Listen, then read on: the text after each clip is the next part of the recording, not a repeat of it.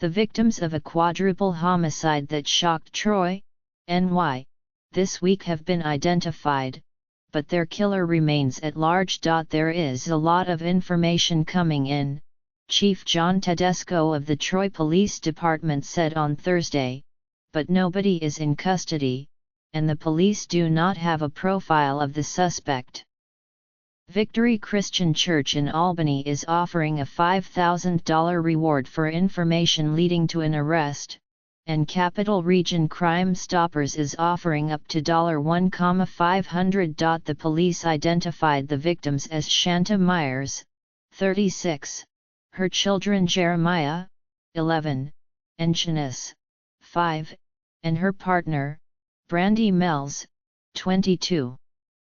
Jackie Robinson Sr., the pastor of Oak Grove Baptist Church, told the Times-Union that Ms. Myers also had an older son who was not home when the killings happened. Jeremiah was a student at Troy Middle School, and Shanice attended School 14. The superintendent of the Troy City School District, John Carmelo, wrote in a letter to parents that grief counseling would be available to students after the holiday break. Our hearts are broken, and our thoughts and deepest condolences are with their family and loved ones during this terribly troubling time, Mr. Carmelo wrote. The Troy City School District is a close and supportive community, and the loss of two of our innocent and promising children is especially devastating. Shanta Myers liked to cook, relatives told the Daily Gazette, a newspaper based in Schenectady. Jeremiah played basketball and was a member of the Troy Boys and Girls Club for 6 years.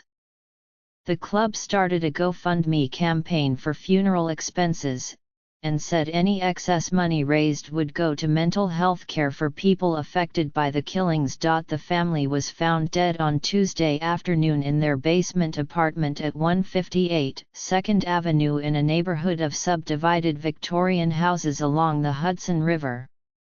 Chief Tedesco said the number of victims, their age, and the way they were killed, which he declined to describe, made the crime the worst he had seen in more than 40 years in law enforcement. The killings drew comparisons to a 2014 case in which a couple and their 2 young sons were stabbed and bludgeoned to death in Guilderland, less than 15 miles from Troy.